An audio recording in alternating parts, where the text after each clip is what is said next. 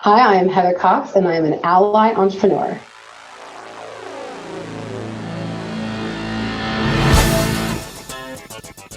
Hello, Out Bosses. Rhodes Perry here, and welcome to this week's episode of The Out Entrepreneur, a weekly podcast where I get to interview today's most inspiring LGBTQ bosses and allies crushing it in business. So on this week's show, I am super excited to introduce you all to Heather Cox. So Heather, welcome to the show. Thank you. I'm so excited to be here. Yeah, it's awesome to have you here. So for folks that aren't familiar with Heather's work, she is a business executive, seminar director, public speaker, and tireless advocate for diversity. She co-founded her company, Certify My Company, after her own frustrating experiences of trying to certify her own business. The process opened her eyes to challenges facing small, diverse business owners. Today, she helps many businesses like ours increase their visibility in supplier markets and making valuable connections with corporations, ultimately growing our business's impact. So, Heather, you are offering a really valuable service that I think a lot of people don't even understand what it is. What is supplier diversity in your own words? And how did you tell us more about your story of getting involved in this space? So supplier diversity, in my words, is buying goods and services from companies that are owned by women, ethnic minorities, LGBT, veterans, and disabled people. Short and sweet. That's really what it comes down to, is making the conscious decision to buy from diverse-owned companies. Yep. Yeah. So you had a frustrating experience of trying to get certified with the WBE. So that's Women Businesses Enterprise. Is that the same as WeBank, or is that? Yeah. So okay. WeBank. Yeah, there are a lot of acronyms in the supplier diversity world. That is true. Yes. So it is true. I did have some frustrating experiences, but it was more really what got me into doing this business was when I was pregnant with my first child. I was trying to figure out what I want to do with my life, right? And we kind of go through these phases in our lives and we're like, we got to figure it out. And other times, not so much. I know nothing about that. I know nothing about that, right? And I knew that corporate America wasn't always so mommy friendly. And so I was networking with executives and business owners and whoever I could get to talk to me. And as you can see, I'm very shy. So I had to be just talking to everybody I could get my hands on.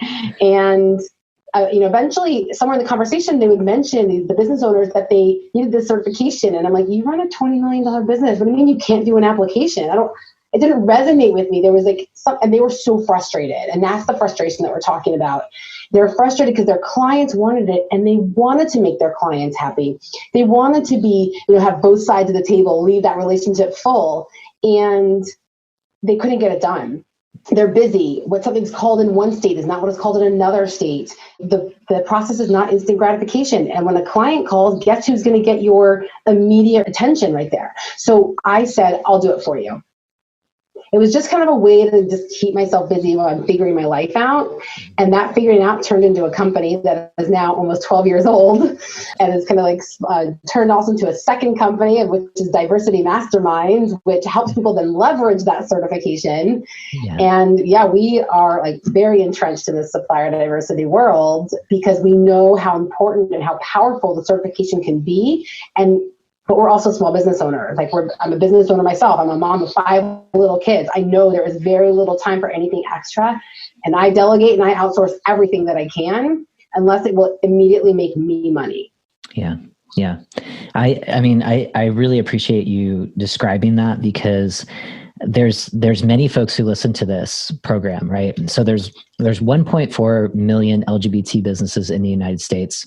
That's what the NGLCC estimates, right? And I'm still blown away out of 1.4 million businesses, which it's like 1,000. And as a trans business owner, there's 30 of us. 30 right. So I'm and I know that we're a highly entrepreneurial community because many of us, it's difficult to, like you said, you're talking about corporate America not being very mommy friendly. Right. It's never trans friendly all the time either, right? Yeah, there's still a long way to go, and I'm grateful that there are businesses trying to be better, and sometimes it's easier to start your own. So, for those listeners that are tuning in and they might say, Rhodes is doing another supplier diversity podcast, I don't want to listen to this one. Like, what would you say to those folks about why certification matters? And, certification with NGLCC, I know you work with a lot of other chambers like them.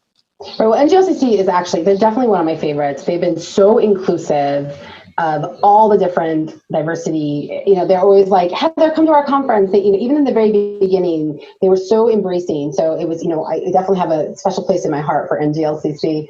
So any of those business owners, one of my favorite questions I get, or comments I should say, is, well, I don't want to get business just because I'm, LGBT, or I don't want to get business just because I'm Black or I'm a woman. And I'm like, great, because you won't.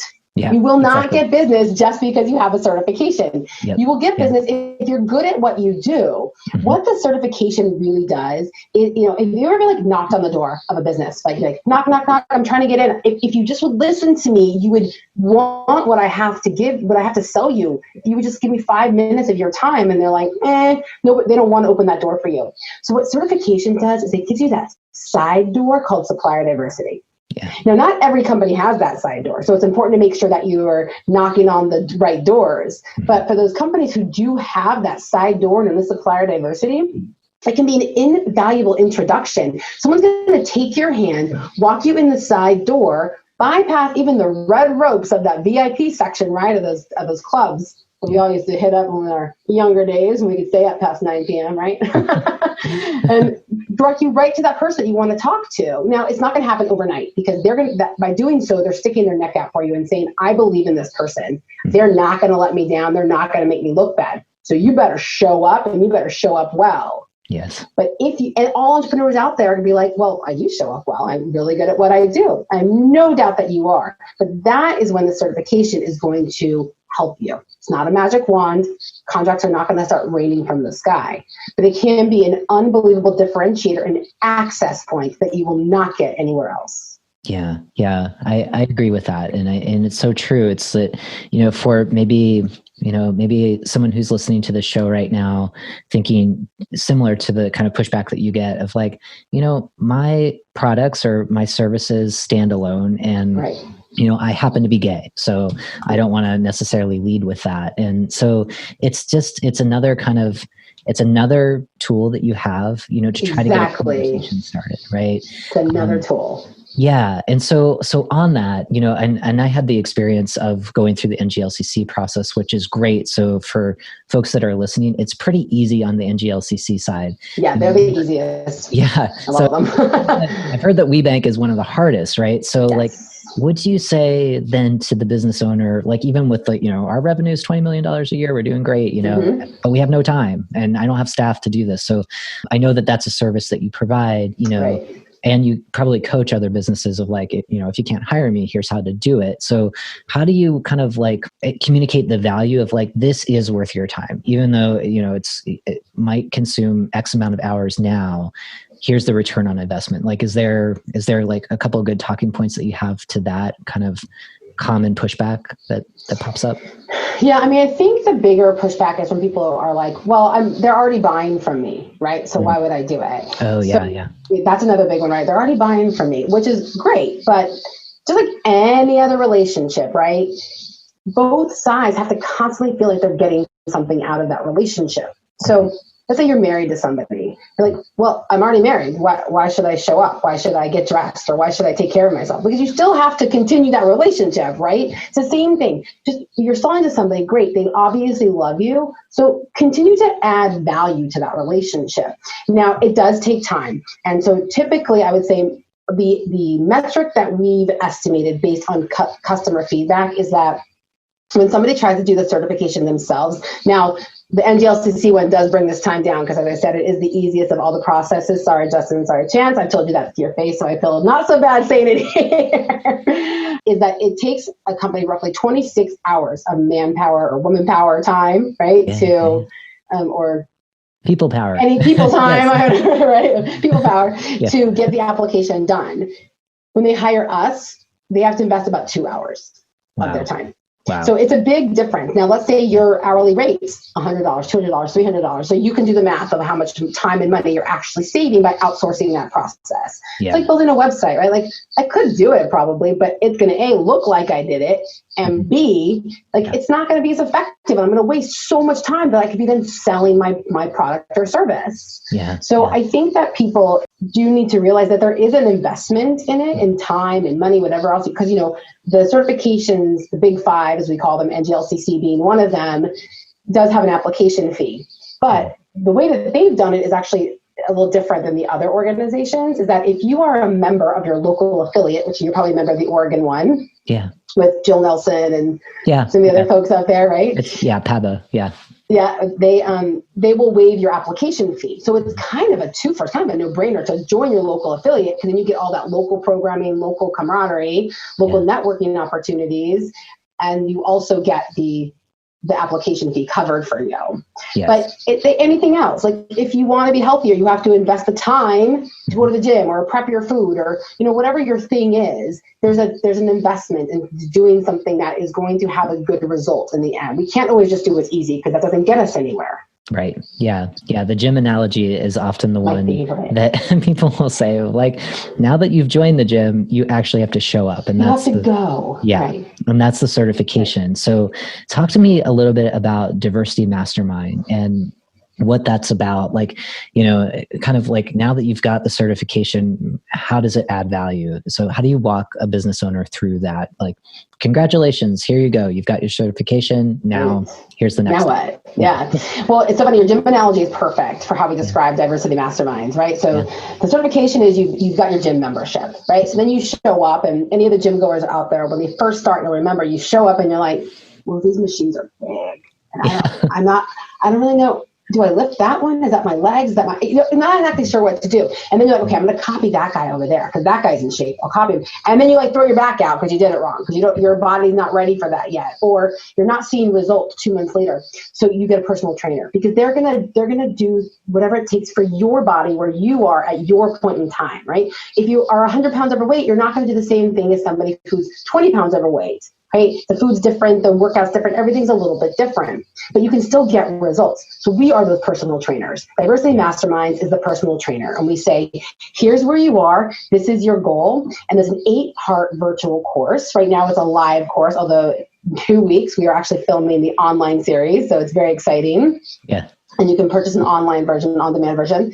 And we walk them through like really how to leverage that certification, because there is a little bit of a science behind it. It's not just, hey, I'm certified, buy from me, right? As you said, you don't want to lead with it ever, right? It's an after the fact. It's, hey, I noticed that you're doing a merger with this other business. So what my company does is we help with change management and company culture. Oh, by the way, I'm NGLCC certified. Yeah. Right. Yep. That's where you're going to throw it in there. But you still have to really be that business owner that is on top of it, that hustles, that knows what they're doing and understands the information that the client needs or the potential client needs. Mm-hmm. Mm-hmm. So we work with those suppliers once they're certified to understand, are you, first of all, picking the right targets? Yes. That is always an issue. Like, are you even picking the right targets? Mm-hmm. And then how do you get to that target? Now, you and I were talking earlier, it's not always an overnight success story. These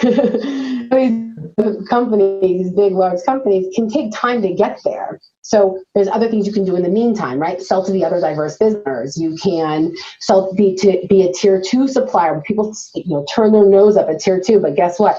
The money's still green. And a lot of times there's less insurance requirements. There's less, headache from the corporation. So we work with them in different ways to figure out how they can really leverage that certification to whatever their goal is. Yeah. So a quick kind of refresh, because I know not everyone has tuned into the other supplier diversity episodes that we've done. So when you talk about targets, can you just kind of in everyday, terms describe when you're saying tier 1 and tier 2, yes, selling to other businesses versus trying to work with a big corporation? What does that all mean? Yeah, so there's a lot of jargon in there. So thank you very much for reminding me to speak English. Right? Thank you. Right. Some of my friends are like, what are you even talking about, Heather? So in the business world in general, let's say you are selling to a large pharmaceutical company. Whoever the easiest way to think about it is the person that the pharmaceutical company writes the check to, the company they write the check to, that is their tier 1 supplier. Yeah. Okay, that is their prime supplier. With that company, that prime supplier, whoever they write the check to, that's considered tier 2 to the Fortune 1000 company. Yeah. Okay. Yeah. So the first step, it's the tier 1, and then it's the tier 2. It's really the easiest way to remember it. Yeah. And some people were like, well, I want to sell to the Fortune 1000. I want to sell to them. But do you? You really have to understand what all of that means, right? What exactly is involved? It's time, it's cost and money intensive a lot of times to get to that point, to court those large companies. So yes, it definitely can be a goal. It doesn't have to be everybody's goal. And that's another thing we get a lot with the certification world, is they're like, well, I don't want to sell to the Fortune 1000, so certification is not going to do anything to me, right? But you just mentioned that there's 1,000 certified LGBT-owned businesses. And the cool part about LGBT certification, the NGLCC certification, is that it goes a lot further than some of the other certifications, in the sense that, and you correct me if I'm wrong, as part of the community, that the LGBT community, more than a lot of other communities, looks to support the LGBT community. So I know that NGLCC released this study they did that, like, if you actively don't support the LGBT community, they will actively not support you. Yeah. And they will tell all their friends to actively support you. We're very discerning consumers, Right. like we look into, No, but that's good. So normally if someone's a bed and breakfast, for example, I may not tell them to get WeBank certified. I may not tell them to get, NGLCC or NMSDC certified. I would tell them to get NGLCC certified, because I do think it would make a business impact for them. Yeah. Just based on the demographic. Absolutely. Right? Yeah. So there is a little bit of a strategy behind the certification as well, which is the first thing we always do with clients, is which certification is going to best impact your business for your goals. Yeah. Yeah. I think like having that plan and that strategy is really good, because I have had conversations with LGBT business owners who did get certified right out of the gate and would show up at the NGLCC conference and get really excited about a matchmaker, where they're partnered with, Hilton, a big corporation, right? Yeah. And they're talking about, what they do and their services and products, and, they exchange cards, and that's it. That's it, but their thinking was, hey, this is going to lead to a contract within the next year. So how do you manage those expectations? Because I think that's something that I see that is very common, at least kind of in LGBT communities. Well, I think that's across the board in the supplier diversity world, is managing expectations. And that is one thing we talk about in diversity masterminds a lot. And even when I work with somebody on their certification, like when they sign up originally with Certify My Company, we make sure that they understand it is not a magic wand. It is it is a tool in your toolbox. It is not a magic wand. So if you're thinking that you're going to get that contract, that $1 million contract tomorrow, you are going to be disappointed. I tell people to expect approximately a 2-year return on their investment. Yeah. On average. Now, there are people who mess up my statistics all the time and get a contract the first year. Okay. Congratulations to you. Fine. Right. More power to you. However, most people don't. I mean, I shared with you earlier, we had a large contract with a retailer this year, and my first proposal went out to them in 2013. But I stayed the course and I stayed the relationship. And really, I think the relationship part is the most important. And so when people are giving up on their certification, like those people, for example, you mentioned, right? They go to their first conference or their second conference and they have this great matchmaker and nothing happens. They're like, forget it. I'm not coming back here, right? Well, that's like saying I went on 2 dates and didn't get married, so I'm not dating anymore. Well, but it's not really the way the world works. That would scare me if that's a different podcast. That's a different podcast altogether, which we can have, right?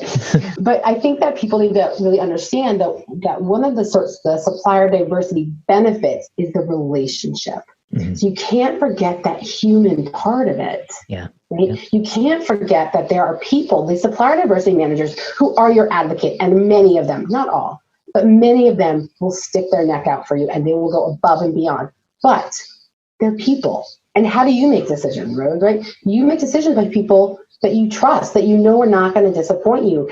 If you're going to refer somebody to me, you're going to be sure that they're going to deliver. And they're the same way. They're also people. And that's often forgotten over and over again, that they're humans. Mm-hmm.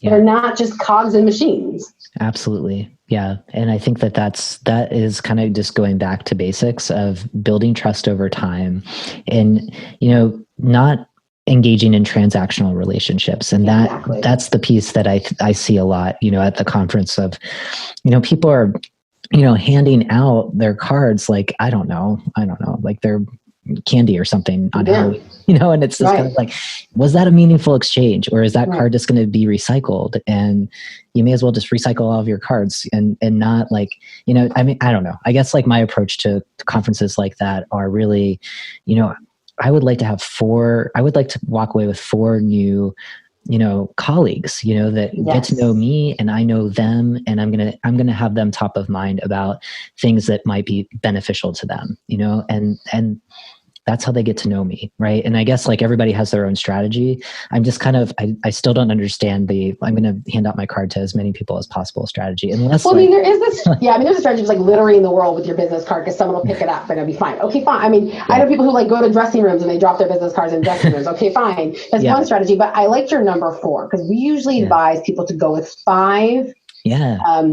targets. Okay. And targets and they research targets. So here's such a good example. And I was on a panel at the Disability In conference recently, and Ron Dew from Bristol Myers Squibb, he happened to tell this story. So he said he was at a conference, he was at his booth, and someone came up to him, a supplier, and they said, "This is what we do. I'd really like to get in front of this person in your company." Like was able to pinpoint the exact person that he wanted Ron Dew to introduce him to, right? And he said, "Okay, great. Send me your information, and I'll look it over." The supplier walked out of the conference floor, emailed an industry and company specific capability statement to Ron Dew. It had the Bristol Myers Squibb information about the company, that challenges that he was going to help them overcome. Now, how did he do it? He prepped ahead of time, right? He said, "These are my 5 targets," and Bristol Myers Squibb was one of them. So he was able to prepare that capability statement before the conference. Ron Dew was so blown away. He picked up the phone behind the booth and told the decision maker, "Please meet with this supplier." Yeah. It's memorable, right? I mean, memorable. It shows you have organization, you have follow-up, you have that Bristol Myers Squibb was not just an afterthought for you to market, that you really thought about what you could do for them. Yeah. And that's the piece, right? So I think like from the small business owner who is going to make that investment to go to a conference like that, how do you coach them on the prep side? How do you coach them around carving out just enough time to make a memorable impression like that? That's such a great question. We actually did a presentation at NGLCC the last time we were all together in person, back in the good old days. And, the first thing is it starts weeks ahead of time, right? You have those 5 people. Now, matchmakers are amazing. Everyone loves them, but they're not the end all be all. And I cannot stress that enough. Like I'm thinking of all the matchmakers I've had in the last 10 or whatever years. And so my company's dual certified as WeBank and Disability In certified. And of all the matchmakers I've had between those 2 organizations, I think one of my corporate contracts came from those matchmakers. The rest of them were just from growing relationships, going to the conference, word of mouth from other supplier diversity managers or other suppliers, right? So you have to start way before the conferences. If you got a matchmaker, great. If not, can you take them out to coffee?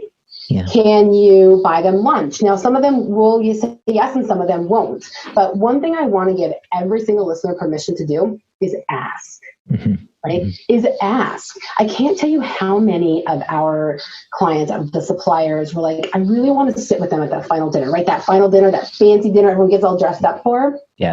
So one of my clients, William, he said, he wanted to go to this conference and he wanted to meet with this one company. And he didn't know anybody there, but one of his current clients was a colleague of someone there. So he just LinkedIn messaged, said, hey, can we jump on a call? I'd like to talk to you about what I did with this company. Well, that was a great mutual connection. And so they got on the phone. They spoke for almost 45 minutes from a cold call practically. And he said, by the way, I'm going to the conference. Would it be cool if I sat with y'all at the last dinner? Oh, we'd love it. Yeah. Because they don't want an empty table, right? No. They had a great conversation. Now, obviously, William had to be a cool person on the phone and not a night person on the phone. Yeah. I was trying to PG my words there for you, right? It's a podcast. Be real. Podcast, man. So he had to be a real person, but he was able to sit with them at the dinner. Again, he had it in his head weeks before the conference, right? So the same thing. So you know your 5 targets. You've reached out to them ahead of time. Maybe you created those company and industry-specific capability statements for them. You've connected with them on LinkedIn, right? All the kind of typical sales strategies, but people kind of forget about them because we get busy, right? We just get like a little sloppy with our prep work, and then you get there. And now you might think you know what these people look like. So we give all of our diversity masterminds participants a conference like a playbook. And one of the things we tell them is print out a picture of the person that you want to meet. Now, a lot of time that picture is not so recent. That's true. Yes. Right? Yep. So maybe they're a little grayer now. Maybe they're 20 pounds heavier now. Maybe we're all 19 pounds heavier now, COVID, right? Whatever it is. But just print that out, and any information you have about them. Maybe they're Dodgers fans. Maybe they're Raiders fans. Oh, they just moved to Vegas. And I'm like, oh, boo, they moved to Vegas. Whatever it is, whatever it is. Yeah. But all these different pieces about that person, the human side of it makes a huge difference. I think that I talk the least amount of business at the conferences themselves. Yeah. I'm talking about kids. I'm talking about wine. I'm talking about alcohol-infused ice cream, whatever comes to mind. Yeah. I rarely actually talk about my business. I may mention it what I do, but I want them to remember me. Yeah. And why they want to talk to me. Oh, because Heather's super fun to talk to. I want to hang out with her and have some drinks. Yeah. That's when they're going to hear about my business, but they'll take my phone call now. Right. Yeah. It's like know and trust, right? And that's, I think that sometimes, and I think maybe for newer business owners, when they're in these environments for the first time, it's almost like if you've ever gone to a job fair, like maybe right out of college, or you're still in college and you're trying to figure out like how to sell yourself.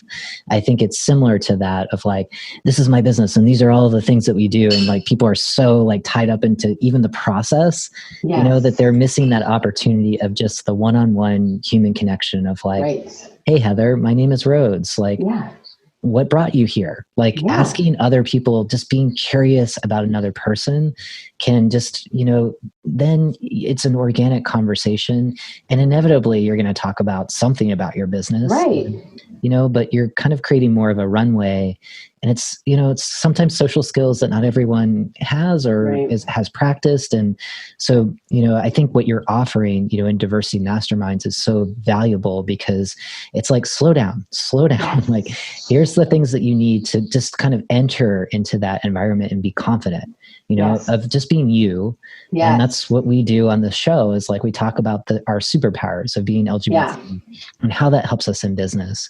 And then, you're also helping people understand what is a capability statement. So we've used that and we have not yet defined that. So how do you, when you're working with folks, they just got certified, maybe they've never written a capability statement. What is that? I think most businesses haven't. I've heard it more in the supplier diversity circuit than in the general entrepreneurial business conference circuit. And I don't know why exactly that is, but a capability statement is one page. Let me reemphasize, one page document, one side of one page that says why you're different, why you're better, any awards you've gotten, any certifications that you have, maybe a testimonial, where you're located, your contact information. That panel I was on when I was talking about Rondu, that was actually a capability statement panel. And one thing that we talked about was, what do we want to see on the capability statement? And NAICS codes came up, like these NICS codes, the National or North American Industry Classification System. Nobody really cares about them unless you're selling to the government. So don't worry about that, y'all. Don't worry about the NICS code, but worry about where you're located, because especially right now, people want to buy local, diverse They want to know where you are. Now, if you're nationwide, okay, fine, don't put it in there. Or if you're, a service-based business, maybe it's not as important. It was actually Will from GlaxoSmithKline who said, our emphasis is buying from local diverse businesses. So we need to know where you are, for some of these commodities that we're purchasing. And, you want it to be aesthetically pleasing. So we also always recommend that you have a designer do that for you, because kind of like my website analogy, if I did it myself, it would look like I did it myself. Yep. And we don't want that. We want to have that appearance, that professional appearance. And so it's not super cost intensive to do it. It is a service that we offer where we'll kind of intermediate between the designer and what they need to be on there, and we'll help them pull that out. Because I think the biggest challenge most entrepreneurs have is telling you why they're better than their competition. Mm-hmm. That differentiating factor. And I think it goes back to not everybody is comfortable self-promoting, right? And when you're in business, you have to do that. You have to. And usually you're in business because you love the thing that you're doing or the service you're providing or the product that you've developed. And if you're a solopreneur, you're doing all of those things and you have to sell yourself. Yeah. You have to sell your business. So what advice do you give people on that? On selling themselves? Yeah. I want to go back to something you said earlier about personality types. And I don't think that everybody has to be this effervescent, bubbly, super outgoing personality. That's not for everybody. I mean, I like to think everybody likes me, but I'm sure there are people who don't, who are just like, she's a lot to take, right? So I think that every personality has its place, and the key is to really utilize your strengths, right? You said your superpower. So maybe you're an amazing listener and people feel they can just open up to you. So use that to your advantage, right? Like if you're not the type to like spill your guts to everybody and wear your heart on your sleeve, that's okay. Just use whatever, your strengths are to your benefits. Mm-hmm. You just come and figure that out. And that's how you'll get your differentiator across, right? Sometimes people are, the biggest mistake we see people making with their differentiator is customer service. Okay. Never that, where's the buzzer sound? No, that is never the differentiator, because no one ever says, and we have crappy customer service. Oh yeah. Right, exactly. Right? That's expected. The worst customer service. Yeah, that is a given, if anything else, right? Yeah. That's a really good point. What is it? And you don't have to be the cheapest. Yeah. There's probably are you like the absolute expert in what you do? So like a friend of mine, Pam, she's a safety expert. And everyone and their mother is selling PPE products right now, right? Oh yeah. Everyone's selling it. But you know what she tells her clients? I'm a safety expert. I've been a safety expert for 20 years. Mm-hmm. You totally can risk your employees, your vendors, their well-being if you want to buy from any person out there. Mm-hmm. But when you buy from me, you buy it from a safety expert. Yes. So that differentiator is like, well, how am I going to be like, your health's not that important to me? Oh my God. Yeah. Experience is everything. I mean, that's what you're paying for. So don't undervalue, it's not a race to the bottom for sure. And not everybody has 20 years in business. Okay, fine. So to your point, some of these businesses are brand new businesses. So how do you leverage that experience? How do you leverage that I have all this experience? Well, did you do this for a different company? Like so many of the entrepreneurs worked for somebody else, but some of them don't have all those years, but a lot of entrepreneurs started working for somebody else, doing what they do. They're like, I can do this better. Like, why am I making you money when I can do it better? And I see that you're missing so much of an opportunity the way that you're doing it. Yeah. So you can leverage. I used to do this for another company, but I noticed that this was missing. So what we specialize in is this segment that is heads and shoulders above all of our competitors because of that. Yeah. I mean, I think what you're talking about, thinking about this capability statement, going back to basics of thinking about your value add is such a, getting certified is a really good way for you. If you've been in business for a couple of years, a couple of decades, to new eyes, you're looking at your business with new eyes and how other people see you and what you offer to the world. So it's another value of going through the entire process. And if you don't want to spend 26 hours or whatever it takes to get certified, to work with someone like Heather, who can guide you through that process. And also, just shine a light on like, hey, you do this really well. Why aren't you leading with that?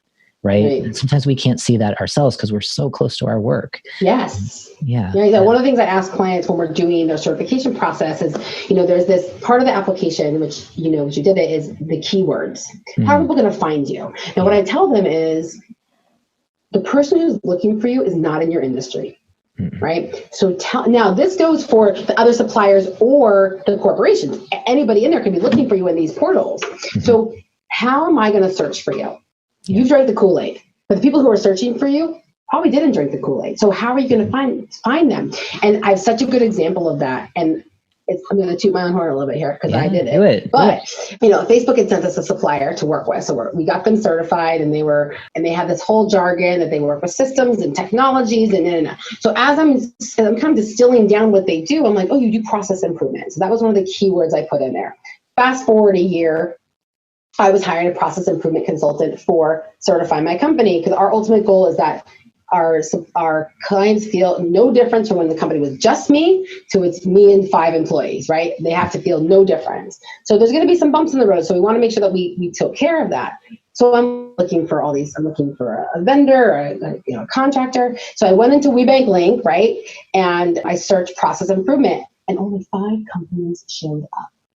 Now I know there's more than 5 companies in there, but one of them was this company that Facebook had sent me. So I was like, I'm looking at them and I'm like, that name sounds so familiar. I didn't put 2 and 2 together yet. And then I realized we had certified them. And so, we ended up working with them. But I'm a supplier who buys things. Okay. I'm a business owner who buys things. And all I knew was process improvement. That's the only thing I knew I was looking for. But if they would put like systems, technology, whatever, all the jargon that goes along with what they do, I would have never found them. And the same thing goes if you want to work for the large corporations or the other diverse businesses. Think about how they're going to search for you. Yep. Think about, someone that's not in your industry. So to your point, take a step back out of what you know so well, right? Like I eat, sleep, drink, live supplier diversity. So sometimes, like when you said, what are you talking about? I have to take a step back, but it's very helpful to do that. And so that's one of the things we do. We help our clients, both in Certify My Company and Diversity Masterminds, figure out what that looks like for them. Yeah. Another way of thinking about that, like if folks are listening and they're thinking about working with Heather, and you're not quite ready to do that, is, think about your Google AdWords if you use them. And if you don't, if you have a young kiddo in your life, share with them a little bit about what you do and ask them to then say back, in their own words, what you do. You might get some of those keywords of like, I'm in the DEI space. The first thing people say, diversity training, that's I'm not necessarily an educator. I'm a systems person, but I know that's probably the first thing that people who need what I do, but they're not, like you said, they're not familiar with the jargon. That's what they're going to search. So that's like a good starting place. And if you don't want to do all that work, you work with someone like Heather to help you out there, because it's sometimes hard to pause and then to look at the business that you're building with fresh eyes. And so I think it's funny you say that with kiddos, because my kiddos would say, Mommy works with women-owned businesses because they are very product oriented still. They're little. My oldest is 11. Yeah. And so products are everything to them, like what's on the shelf. And WeBank has that women-owned logo. Now I would love to, I'm challenging all you diversity organizations out there to see an LGBT business logo on there, because we just talked about it, right? Mm-hmm. People would you not buy a product over another product if you could easily identify it as LGBT owned? Totally. Yeah. Of course you would. And I would think like 99% of LGBT consumers would do the same thing, and allies as well. So I would love to see NGLCC do something very similar to like WeBank did with their women-owned logo. So my kids know women-owned because when we're at Target or when we're looking online for something, we're like, oh, look, it's a women-owned logo, right? Yeah. When I buy my little spa girl masks, it says women-owned right on the back of the package. Totally. Yeah. I mean, I think for so many of us, if we just see a rainbow flag or a trans flag or any kind of like LGBT flag, that's like the sign. And I think NGLCC has a great opportunity. Maybe they can listen to this. Just like put the logo Justin, Chance, we have an idea for you. But yeah, that's super key, just kind of being able to see that. One thing I wanted to get to, and I know we're kind of winding down on time. You mentioned the $1 billion roundtable, that you work with supplier diversity professionals to kind of get a seat at that table. For the small business owner, can you tell us what that is and how that may or it could benefit our businesses? So the $1 billion roundtable is, I didn't remember even saying it. I guess it just kind of came out. Sometimes it just comes out. The $1 billion roundtable is an organization made up of, I think, 26 companies that spend $1 billion with a B every year with certified diverse suppliers. Now, the only certifications that they recognize are what I call the Big Five, which is WBENC, Women's Business Enterprise National Council, NMSDC, which is the National Minority Supplier Development Council, and VBDC, which is the National Veterans Business Development Council, Disability In, and NGLCC, which is the National Gay and Lesbian Chamber of Commerce, which is what we've been talking about. So those are the only 5 that they recognize, which is why if any of the entrepreneurs out there are looking to sell to the Fortune 1000, those are the certifications that they appreciate, that they recognize, that they want, that they can report on. So those are the certifications that a lot of these corporations are looking for. And it says a lot. Now, some of these corporations accidentally became part of the $1 billion roundtable, and some of them really have to work for it, right? Because if you have an $8 gazillion spend overall in your company, okay, $1 billion is like, but if you have a $2 billion spend, $1 billion is a lot of money. It's 50% of what you're purchasing, which means you are consciously looking for diverse suppliers in every way that you can. Yeah. So I think that it's really important that companies know this. Now, it's not the end all be all, and there are plenty of companies who are spending 50%, but their total spend is $1 billion. So they're never going to get to that $1 billion roundtable. Yeah. So, but it's a prestigious organization to be a part of. Yeah, it's pretty incredible. And so when you're thinking about the small business that eventually is selling to one of those corporations that's sitting at the $1 billion roundtable, what's the infrastructure of that business when it's ready? Like what's kind of like when you think of organizational readiness, what's kind of the business that's primed to sell to folks at that table? That's a great question. Great question. And I don't think it's a size thing, right? Yeah. Size definitely does not matter when it comes to this specific instance, right? So I do think, though, that there are some organizational factors. So because if you can't deliver on what they buy from you, your relationship is done. Yep. And the supplier diversity world is very small. So everyone's going to know. So you want to make sure you can deliver. So you don't want to undercut yourself in pricing. Not every customer is the right customer for you. Because if you undercut yourself, then you can't keep up. You can't pay your staff. You won't have the margins, like all the pieces, right? So I really think it's, do you have the right team in place? Do you have the right processes in place? And, can you step away enough to make sure to manage that relationship, or whoever's managing your relationship as part of your team? And I think that's what really sets the suppliers who do really well apart.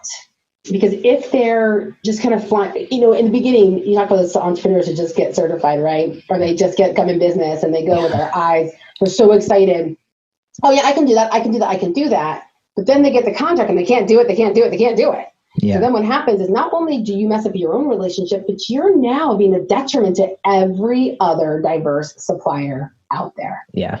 Yep. So on the contrary, this is my challenge to all the celebrity entrepreneurs out there that want to talk about how they want to support diversity. The best thing you can do is to get certified as a celebrity entrepreneur, because what you're doing is you are mitigating the risk of every other diverse supplier out there. You are saying we are not all just small mom and pops. By certifying your celebrity entrepreneurship, you're saying we are all strong.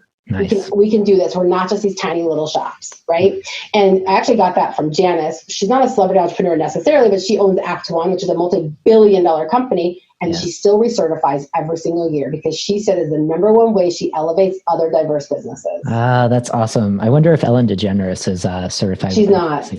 Or Melissa. That's but awesome. They should call me. I have celebrity entrepreneurs right now. Well, there's another idea for Justin and Chance right there. Yeah. But I love that. Yeah. I think that's super smart. Yeah. I mean, it's so true. So many of the celebrity entrepreneurs are like, I support diversity. Do you?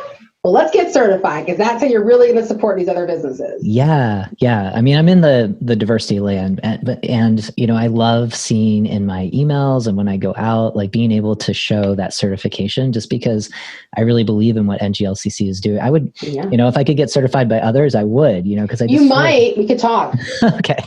Yeah. I can be an ally for other ones, but I just think this is so, for our community, for LGBT communities out there, it's just, a rising tide does lift all boats. Yes. I believe that. And, if you really believe in supporting, our communities, this is a pathway, Exactly. And if you're not sure how to do it, or you don't have the time and you have the resources, there's folks like Heather out there who can help you. I think this is a great episode. I've learned a lot. I think it adds to other supplier diversity gurus we've had on the show. So Heather, for those kind of aspiring LGBT entrepreneurs, they're not even quite ready to think about certification yet. They're just thinking, I have a business idea and I want to do this. What would you say to them right now as they're thinking about jumping into the world of business as it is in this really wild time we find ourselves? Well, I mean, one of my business mentors says that more billionaires are made during recessions than any other time. So I think there's never a good time. It's like having a baby. There's never a good time. Something's always going to get in the way. It's the same with starting a business. If you're really passionate about it, just do it. Yes, there's going to be struggles. You may have to hustle every once in a while. You may be eating beans and rice for a couple meals. It happens, right? But if you're really passionate about it, the entrepreneur life is really a roller coaster. It's definitely not for the weak at heart, right? But there's the highs and the lows, and the highs really make up for the lows, and you really get this camaraderie with other entrepreneurs. Mm-hmm. So I would say just do it. But for those people who are already organized as a business and say I'm not ready for certification, I will add this cautionary tale that you always want to be certified before you need it, because once you need it, it is too late. The process takes 90 to 120 days from the time you submit your application. So you do not want to be that supplier that calls me, I need my certification tomorrow because I got that contract I was talking about and they want me to be certified. Yeah. It's contingent on my certification, right? Yeah. Or whatever the story is, I get them at least 4 times a month of people who I've been talking to for 6 months or more and now need it yesterday. It doesn't work that way. Yeah. So always be certified before you need it, because once you need it, it is too late. Yes, I agree. I'm there with you on that. So this is awesome. Thank you for spending some time with us today. Where can we find you online? You can find me at certifymycompany.com or at diversitymasterminds.com. I'm excited by that. I'm excited. Well, I'm certified. I'm excited about Diversity Mastermind. So I'm definitely going to go back in and check it out again. So thank you. Thank you for what you do. And thank you for supporting our communities and for being on the show. And for everybody who's tuned in, thank you so much again for joining us every Tuesday. Next episode is going to come out next Tuesday morning. So if you haven't subscribed yet, you don't want to miss episodes, please do that. And before we go, I just want to say, keep showing up as authentically as you want in your work, and I'll talk with you next week. All right. Thank you.